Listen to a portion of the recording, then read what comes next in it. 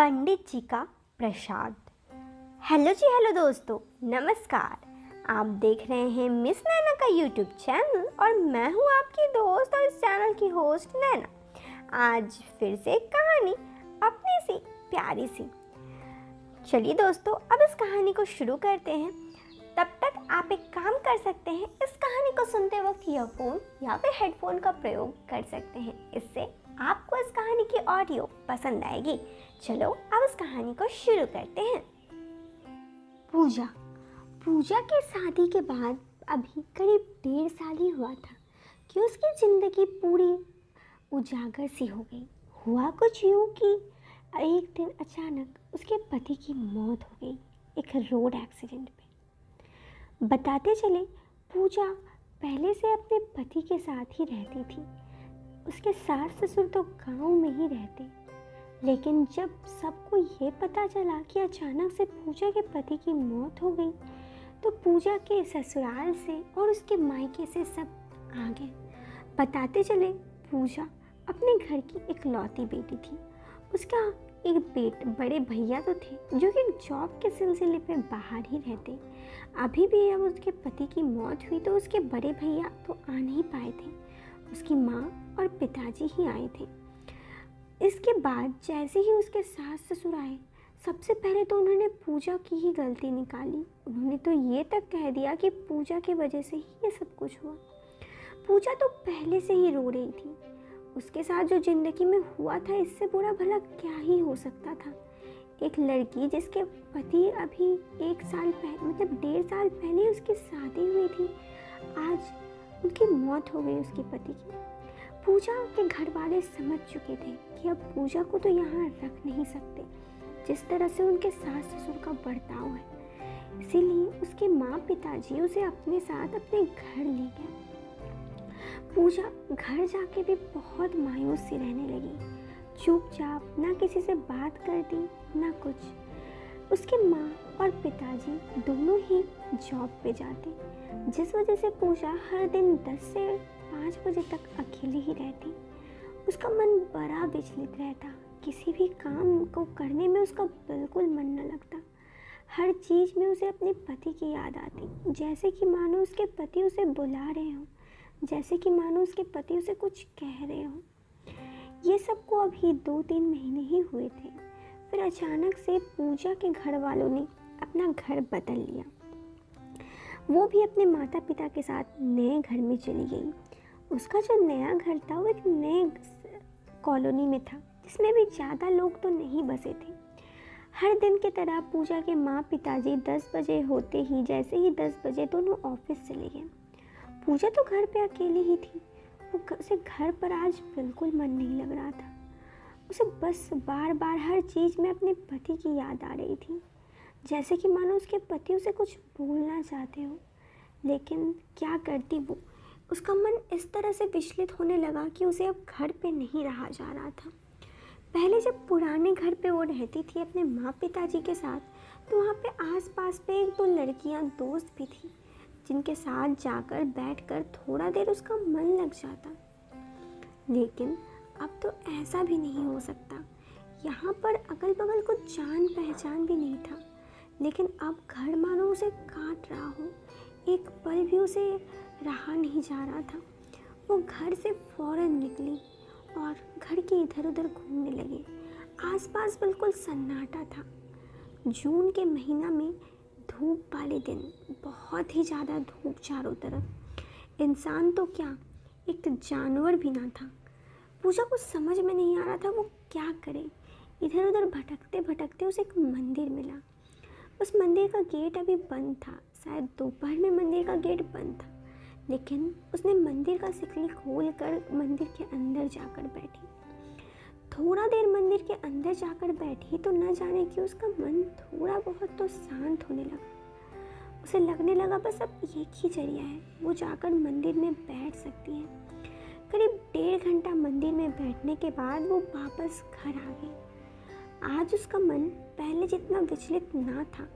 आज बिल्कुल भी थोड़ा सा उसे शांति तो था, लेकिन उसे पता था अगर वो घर वालों को ये सब बात बताएगी अपने माँ पिताजी को, तो सबको और भी ज़्यादा परेशानी होगी।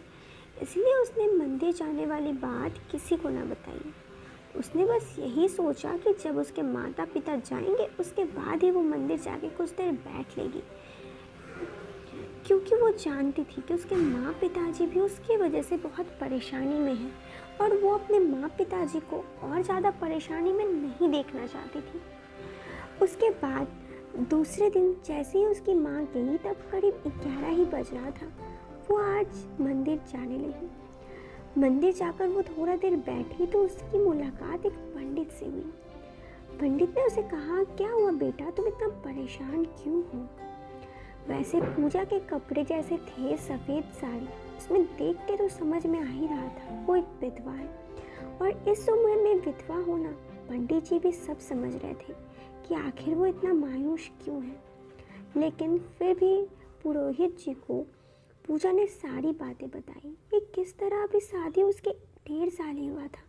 शादीशुदा ज़िंदगी बिल्कुल खुशहाल सी थी, लेकिन अचानक से एक दिन उसके पति के मौत ने ज़िंदगी को बद से बदतर बना दिया। उसने कहा, मन बड़ा विचलित लग रहा है पंडित जी।